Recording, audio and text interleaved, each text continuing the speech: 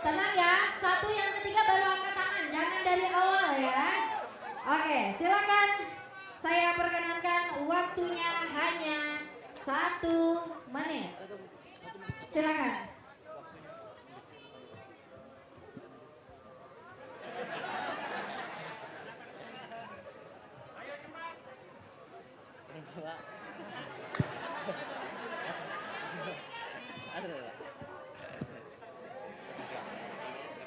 Pak Anies, izin memperkenalkan diri, nama saya Kelvin Oktaviano, saya dari pelajar, saya masih sekolah di SMA Negeri 1 Samarinda.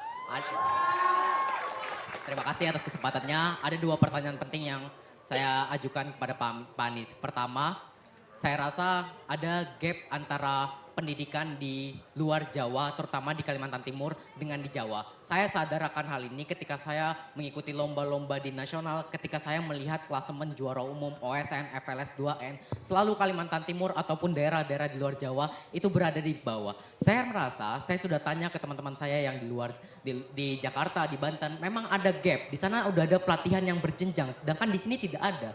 Makanya pertanyaannya, bagaimana kebijakan Pak Anies yang konkret untuk menghilangkan gap ini? Untuk menghilangkan gap pendidikan ini. Kedua juga soal transportasi umum, Pak Anies. Tolong dijelaskan, saya sebagai pelajar saya melihat banyak anak SMP, anak SMA itu banyak yang sudah pakai motor sendiri karena tidak ada transportasi umum yang terjangkau dan juga murah.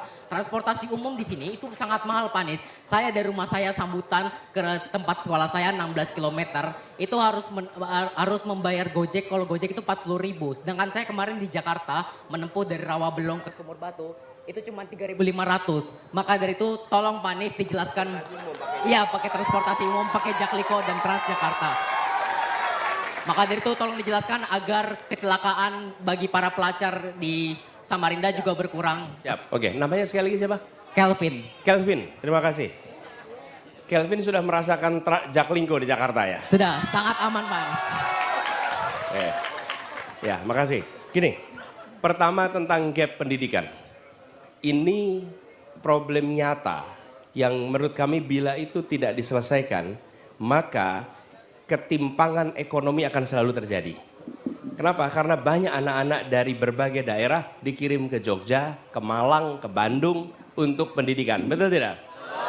Dan saya mengalami, saya sekolah di Jogja, teman SMA saya dari berbagai provinsi di luar Jogja. Kenapa? Karena mereka untuk ingin masuk perguruan tinggi, SMA-nya masuk ke Jogja karena gapnya yang tinggi. Nah, kami nanti akan lakukan pemerataan ini. Berbagai program, misalnya. 1 adalah pertukaran kepala sekolah. Oke? Pertukaran kepala sekolah. Kepala sekolah dari sekolah-sekolah yang baik di Jawa bertukar dengan kepala sekolah yang ada di sini. Oke? Bisa wakilnya, bisa intinya apa? Supaya terjadi perpindahan pengalaman. Begitu ada kepala sekolah baru memimpin di sini, maka guru akan merasakan, oh begini ya sekolah baik itu dipimpinnya. Di sisi lain, kepala sekolah di sini dikirim ke sana untuk belajar bagaimana mengelola sebuah sekolah yang baik. Kunci dari pendidikan adalah, kunci kemajuan, 1 adalah gurunya, 2 kepala sekolahnya. Jadi kepala sekolahnya pertukaran. Yang kedua adalah peningkatan kemampuan gurunya. Dan diseriusi. Diseriusi artinya begini. Di tempat-tempat yang kita pandang perlu ada dorongan peningkatan, kirimkan pelatih, kirimkan program, dan kemudian tingkatkan kompetensi itu. Kami akan lakukan itu di Kalimantan Timur, supaya tidak perlu pergi-pergi nanti jauh. Oke? Terima kasih. Yang ketiga, siapkan fasilitas belajar yang setara. Apa itu artinya? Misalnya begini, fasilitas internet, fasilitas perpustakaan, buku, sehingga ekosistem belajarnya tumbuh dengan baik, gitu ya. Yang kedua, soal transportasi umum. Ini yang hendak dibangun. Jadi kami melihat keluarga-keluarga itu uangnya habis untuk transportasi. Betul ya? Bensinnya mahal, kendaraan pribadinya juga harus kredit mahal. Kenapa? Ini problem besar di Republik ini. Berpuluh tahun negara hanya memikirkan bikin jalannya. Urusan kendaraannya diserahkan pada keluarga untuk menentukan. Betul tidak? Ya, negara tidak menyiapkan transportasi umum. Transportasi umum itu seakan-akan bukan bagian dari tanggung jawab negara. Yang dibangun oleh negara itu hanya jalan saja. Sesudah itu silahkan Anda kredit motor, silahkan kredit mobil, saya beri subsidi untuk BBM-nya. Itu negara berpandangan begitu. Saya termasuk yang ingin merevisi pandangan itu. Ya, negara itu harusnya memikirkan transportasi untuk rakyat. Bukan hanya memberikan jalannya. Ya, negara harus bangun jalan. Tapi negara harus bangun transportasi umum sehingga warga tidak perlu menyiapkan transportasi untuk mobilitas dalam kotanya. Kapan transportasi umum digunakan? Transportasi umum digunakan untuk kegiatan rutin reguler. Rutin reguler. Apa itu rutin reguler? Anak berangkat ke sekolah, anak pulang sekolah, orang berangkat ke kerja, pulang kerja. Itu rutin reguler. Kalau kegiatan leisure atau kegiatan hiburan, itu bisa menggunakan kendaraan pribadi. Tapi untuk kegiatan rutin, andalkan fasilitas umum.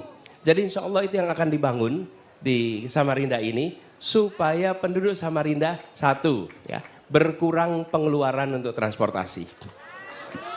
Yang kedua yang tidak kalah penting, produktivitas meningkat. Kalau Anda naik kendaraan pribadi maka sepanjang perjalanan Anda nggak bisa buka alat ini. Dengan Anda naik kendaraan umum Anda tetap bisa produktif. Yang ketiga yang tidak kalah penting, teman-teman ini sering terlupakan. Transportasi umum itu memberikan perasaan kesetaraan. Kesetaraan. Kenapa? Karena di transportasi umum siapa saja duduk di kursi yang sama, berdiri di tempat yang sama, antri yang sama, tiketnya sama. Anda datang ke bandara. Bandara itu nggak setara. Kalau Anda punya business class, Anda menikmati lounge.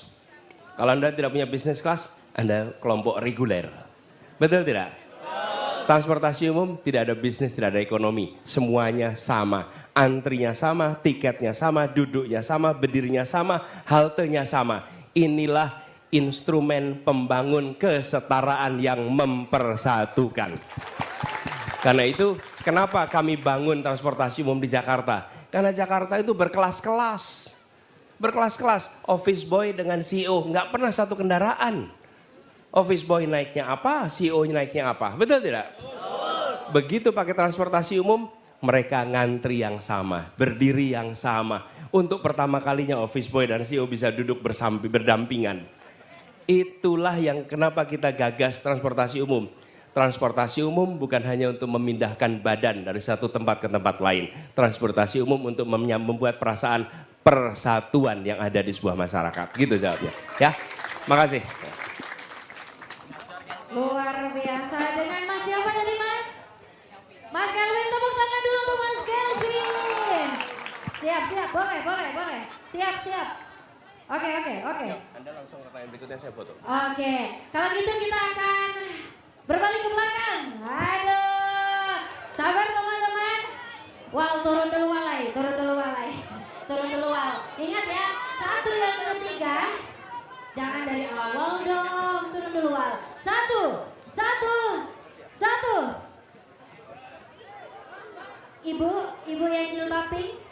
Ibu yang jilbab pink, berkacamata, Mbak. Ya, silakan boleh langsung sesegera mungkin silakan. Kita kasih tepuk tangan dulu dong. Luar biasa, silakan. Boleh langsung disampaikan pertanyaannya. Maksimal 1 menit untuk dapat disampaikan.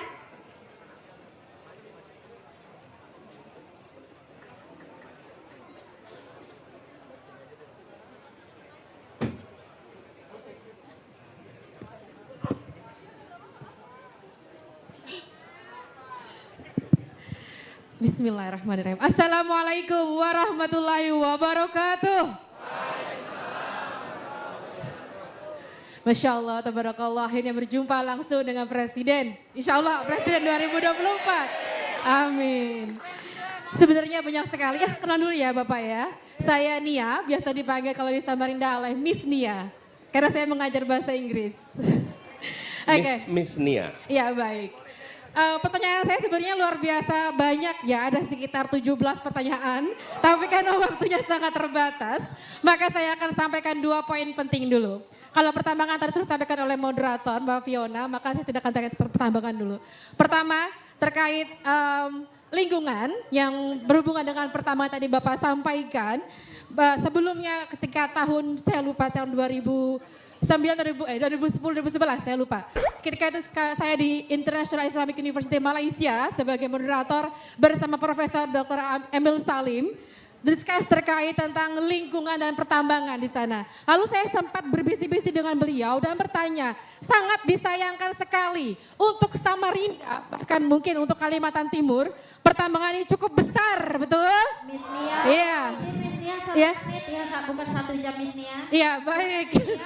Ya, lalu saya tanyakan ke beliau, sayang sekali banyak sekali holder-holder ini, stakeholder terutama perusahaan tambang tidak begitu peduli tentang terkait lingkungan itu sendiri. Dan Profesor Emil Salim begitu genjot, begitu semangat, begitu mengencourage sekali lingkungan, ekologi, ekonomi begitu maksimal. Lalu saya tanyakan kepada beliau, bagaimana sih beliau ini memaksimalkan untuk mengencourage perusahaan-perusahaan tambang tersebut. Nah, ini saya tanyakan langsung kepada Bapak Anies Baswedan. Bagaimana tanggapan Anda terkait usaha maksimal dari profesor-profesor terkait lingkungan dan tambang ini sendiri? Pertama. Yang kedua, terkait missing point. Setiap daerah ketika Bapak Anies Baswedan datang ke Samarinda atau ke kota-kota lain, adakah missing point atau hal yang Bapak mungkin terlupa? Boleh saya lanjutkan Bapak? Boleh saya lanjutkan sebentar? Ada missing point, apa yang agenda apa yang Bapak terlupa dalam agenda tersebut? Baik. Terima kasih. Wassalamualaikum warahmatullahi wabarakatuh.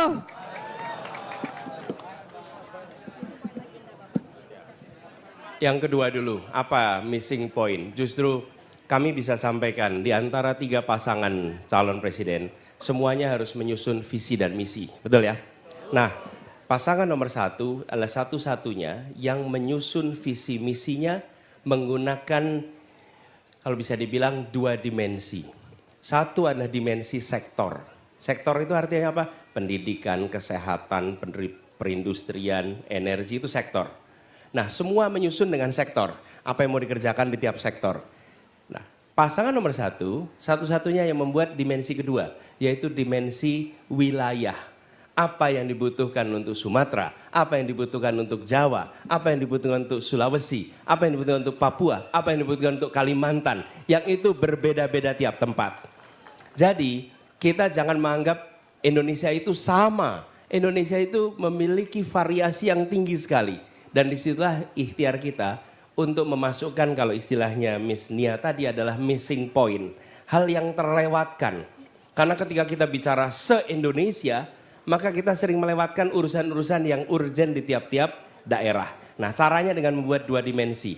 Dimensi sektor dan dimensi wilayah atau dimensi teritorial. Teman-teman boleh download visi misinya, Anda lihat di situ, sudah ya? Terima kasih. Makasih buat yang sudah download. Kasih tepuk tangan boleh dong yang sudah download. Buat yang belum silahkan download, nanti kemudian Anda baca. Dan Miss Nia itu ada bahasa Inggrisnya juga Miss Nia. Jadi kalau mau dibagi kepada mereka yang menggunakan bahasa Inggris. Yang kedua, soal lingkungan hidup. Begini teman-teman. Dalam pengalaman kami, pelaku usaha itu nurut pada pemerintah. Nurut sama pemerintah. Pelaku usaha itu nggak akan bertumbukan dengan pemerintah. Pelaku usaha nurut. Problemnya pemerintahnya sendiri tidak memprioritaskan ekologi, tidak memprioritaskan pembangunan berkelanjutan sehingga mereka pun merasa ada keleluasaan di situ.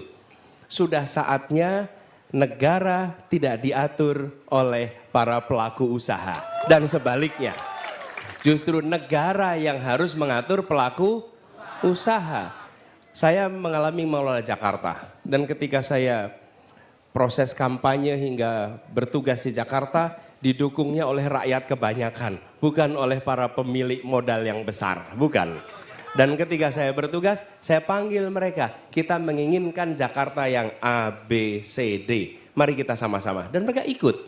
Jadi saya yakin ketika diundang dan ditunjukkan masa depan praktek merusak lingkungan itu setara dengan praktek perbudakan. Dulu praktek perbudakan itu dianggap normal. Usaha pakai budak itu normal. Tapi siapa yang menganggap hari ini normal kalau pakai budak? Nah, ada yang terima. Dulu berusaha dan merusak lingkungan bisa dianggap normal. Ke depan itu aib, itu dosa. Dan itu harus berubah. Itu yang saya ingin sampaikan. Dan insya Allah kita lakukan perubahan sama-sama. Saya yakin dibuat pesan moralnya, diturunkan dalam bentuk regulasinya, lalu laksanakan, terjadi perubahan. Terima kasih. Baik, terima kasih. Kita tepuk tangan dulu untuk Miss Nia dan terkhusus untuk Pak Anies.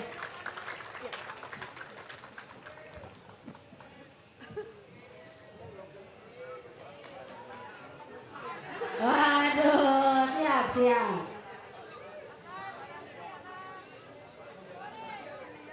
Siap. Tepuk tangan sekali lagi. Terima kasih Miss Nia. Baik, tidak terasa waktu mendesak, ternyata sudah berada di akhir. Dari tadi mohon maaf ya Pak Anies, saya desak-desak dan juga kawal-kawal dari Samarinda, dari Provinsi Kalimantan Timur ikut mendesak Pak Anies. Daripada dari tadi Pak Anies didesak-desak terus, boleh deh kalau begitu terakhir Pak Anies boleh ada yang mau disampaikan dulu untuk masyarakat Kalimantan Timur dan atau Kota Samarinda. Silakan Pak Anies. Ada yang mungkin, tolong teman-teman bisa kondisi. Ya, gini. Jadi gini, teman-teman, memang ada banyak hal bisa diatur kecuali penerbangan. Penerbangan itu sering kita nggak bisa mengatur ya. Jadi kalau ketinggalan pesawat agak rumit nantinya. Tapi begini, kalau itu kita buat singkat ya. Kalau boleh tambahin 2 tapi singkat. 2 singkat. 2 tapi singkat. Singkat. Jadi gini, saya ulangi nih. Ini, there is, tidak ada pertanyaan bodoh. Tidak ada pertanyaan salah. Yang ada pertanyaan panjang. Oke. Langsung bikin pendek ya. Oke. Kalau pendek sih ya. Sudah poin nanti dari sisi sini dulu. Satu. Silakan Mas baju kotak-kotak naik langsung cepat. Sekarang di sini. Turun dulu semuanya. Turun dulu. Mohon turun. Satu. Banyak jilbab biru silakan langsung naik ke atas. Langsung ya. Tolong disampaikan pertanyaannya dengan singkat dan padat. Silakan.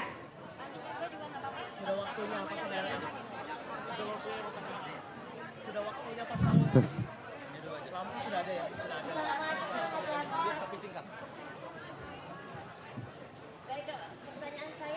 Langsung. Pertanyaan saya, apa yang akan Bapak lakukan untuk penderita penyakit mental khususnya skizofrenia Pak? Karena bagaimana yang kita lihat, yang dilakukan pemerintah hanya memasukkan mereka ke rumah sakit jiwa dan memberikan mereka obat. Sementara dan mereka butuh pendamping caregiver karena jika tidak didampingi mereka bisa di luar kendali Pak.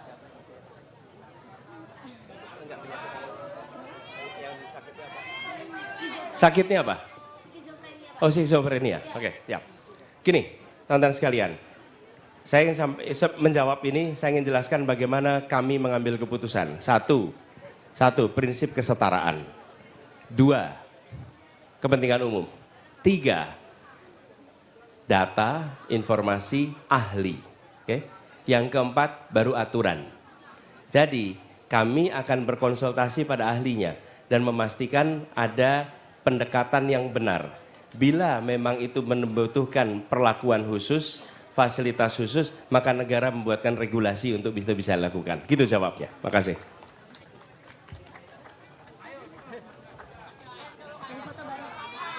Pertanyaan kedua, silakan. Baik, terima kasih atas kesempatan. Sini, Anda yang mau diberikan foto kepada boleh saya. sambil nunggu pertanyaan. Sini. Boleh. Jadi pertanyaan saya adalah apa yang akan Bapak lakukan dengan IKN jika kita melihat saat ini tuh IKN itu sudah dalam masa pembangunan. Itu Pak. Jadi apa yang akan Bapak lakukan dengan IKN itu? Apakah akan dibiarkan begitu saja atau mungkin akan diberikan langkah solutif lain begitu Pak? Terima kasih. Sebelumnya perkenalkan nama saya Devon Dirgai Mangopang, saya mahasiswa dari Universitas Widagama Mahakam Samarinda.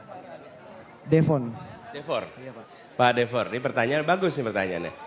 Gini, tadi saya bercerita tentang transisi batu bara. Kan tidak semena-mena bukan? Dibuat, dipastikan mereka yang bekerja di dalam sektor itu aman. Begitu juga dengan ketika kita bicara tentang IKN. Oke? Kita ingin alokasi anggaran dipakai untuk menyelesaikan persoalan yang senyatanya dirasakan oleh warga Kalimantan. Itu prioritas kita. Oke? Kemudian apa yang sudah berjalan, kita akan panggil semua stakeholder bagaimana bisa mengelola agar apa yang dikerjakan di sana itu tidak menimbulkan kerugian. Tapi bila kita terus mengalokasikan anggaran yang besar, bayangkan untuk bangun rel kereta api saja dari Pontianak sampai ke sini itu diperlukan 22 triliun. 22 triliun itu jauh lebih kecil dibandingkan lebih dari 400 triliun untuk membangun sebuah tempat IKN. Kebayang tidak? Dan kami tadi sudah cek, kita mau melakukan revitalisasi kereta api di Sumatera Barat, itu per kilometer revitalisasi itu artinya memanfaatkan ulang 16 miliar per kilometer. Di sini kalau bangun rel kereta kira-kira 60 miliar per kilometer. Jadi anggarannya dipakai untuk itu. Tapi untuk yang di Kalimantan kita duduk bersama di IKN supaya ada solusi yang tepat di tempat itu. Gitu ya? Mau interupsi Pak? Bisa diinterupsi Pak? Pertanyaan saya tadi, IKN ini bakalan diapain Pak? Gitu. Itu begini, sebagai sebuah wilayah keputusannya di undang-undang. Tapi alokasi anggarannya kita akan atur supaya menyelesaikan masalah Kalimantan, bukan hanya untuk satu tempat di situ. Baik, ya? terima kasih Bapak. Terima kasih.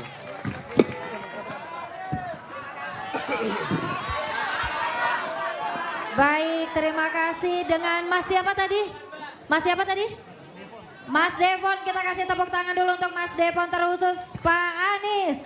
Terima kasih luar biasa. Dari tadi saya merasakan auranya, kurang atas dikit ya.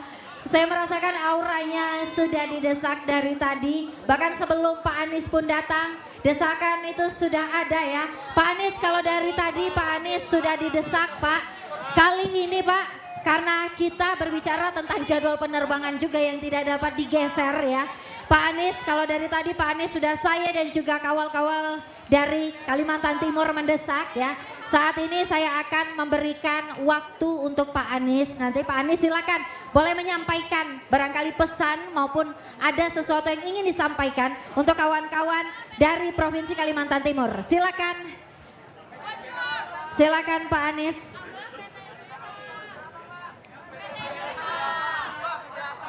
Silakan. Itu ada yang tanya, kereta apinya tahun berapa? Ya. Itu begini. Gimana, Itu Pak? bukan sesuatu yang baru, perencanaannya sudah. Bahkan visibility study-nya sudah dilakukan. Tinggal kita siapkan alokasi anggarannya supaya perencanaan itu bisa segera dilakukan, ya. Nah. Silakan Pak Anies, ada yang mau disampaikan untuk masyarakat Kalimantan Timur? Iya. Gini teman-teman sekalian, saya pun inginnya lebih lama lagi di sini teman-teman, ya. Tapi begini teman-teman, kami ini insya Allah nanti satu saat seperti dibilang tadi, sekali minum air Samarinda akan kembali lagi ke Samarinda, ya.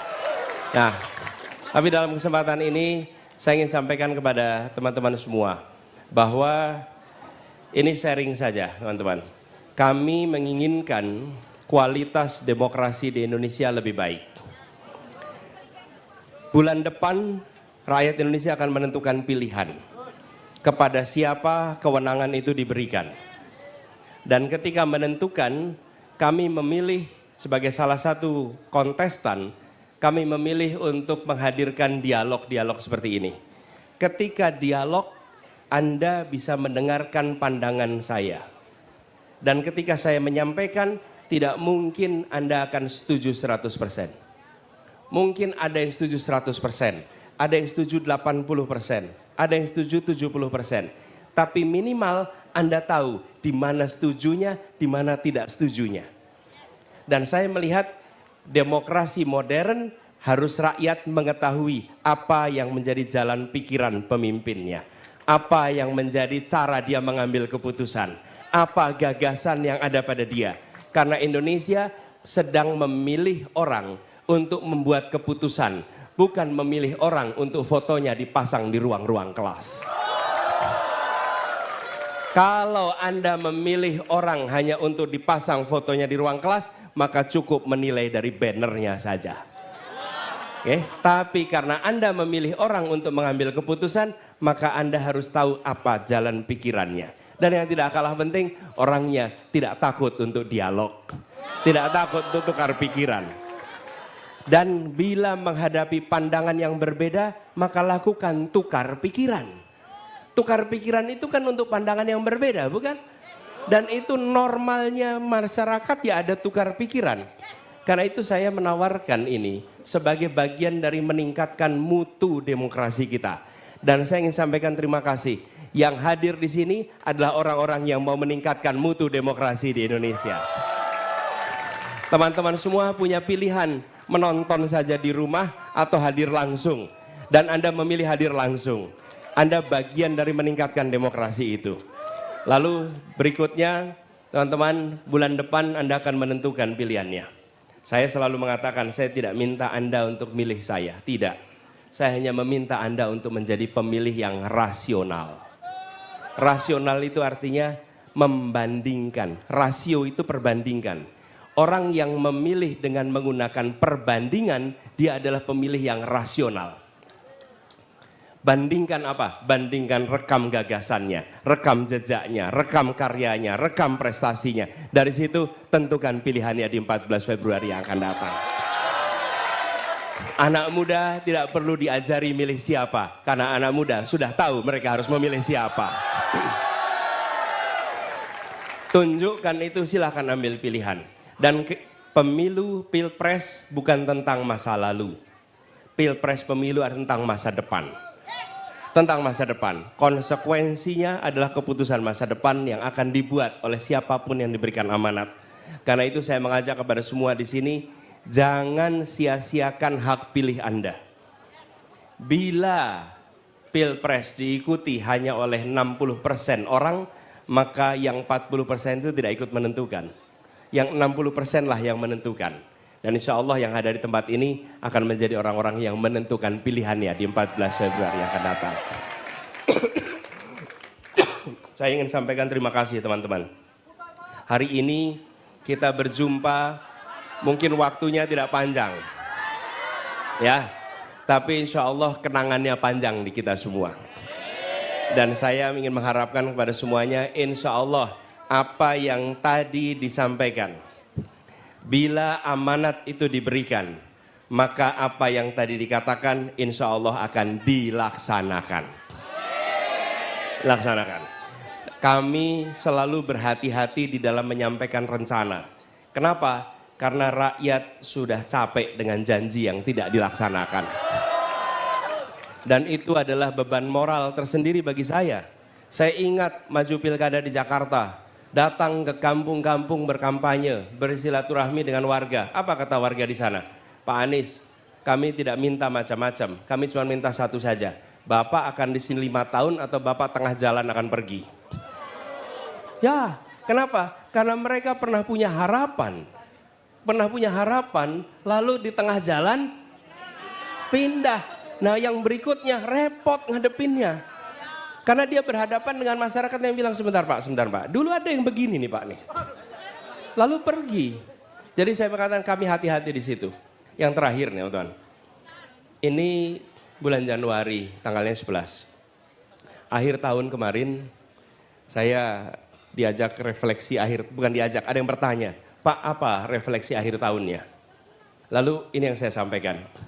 Tahun 2023, adalah tahun dalam hidup saya yang sangat mengesankan. Karena di tahun itu, tahun saya berjabat tangan terbanyak dalam usia hidup saya. Belum pernah saya salaman sebanyak tahun 2023. Ratusan ribu, mungkin jutaan orang yang saya bersalaman. Dan teman-teman sekalian, tidak ada salaman basa-basi di situ. Semua salaman dengan penuh semangat. Tapi itu yang membuat saya merasa bahwa tanggung jawab perubahan itu bukan tentang satu orang, bukan tentang kekuasaan. Ini adalah amanat aspirasi jutaan orang yang pernah saya temui di berbagai tempat seluruh Indonesia. Bayangkan, ketemu dengan ibu-ibu yang menjabat tangan erat sambil bilang, Pak, harga susu bayinya terlalu mahal. Bayi saya tidak bisa dapat susu dengan baik. Pak, anak saya tidak bisa sekolah padahal dia berpotensi untuk bisa sukses. Anak saya pintar, tapi biayanya mahal. Pak, pupuknya mahal. Pak, solarnya sulit. Gasnya. Di mana-mana yang ditemui adalah ungkapan harapan. Dan di semua tempat, tidak ada orang yang datang di perkumpulan seperti ini bayaran. Semua datang dengan semangat bahwa kami ingin perubahan, kami Indonesia lebih baik. Jadi saya terakhir ingin sampaikan, ini adalah amanat perjuangan. Saya minta tolong pada semua yang bersimpati pada gerakan ini. Mari kita usung sama-sama ikhtiar perubahan ini. Bila Anda bersimpati, bantu untuk usung. Karena ini adalah tanggung jawab yang dititipkan dari berbagai wilayah, jutaan rakyat yang menitipkan. Saya yang ketimpa amanat itu bersama teman-teman yang lain, saya berharap dibantu untuk mengusung amanat ini. Siap? Insya Allah kita ikhtiarkan 14 Februari menjadi hari perubahan Indonesia. Terima kasih buat semuanya, salam buat keluarga, salam buat teman-teman. Insya Allah kita jumpa di waktu yang akan datang. Assalamualaikum warahmatullahi wabarakatuh. Waalaikumsalam warahmatullahi wabarakatuh. Demikian agenda Desak Anies. Terima kasih kepada kawal-kawal seberataan yang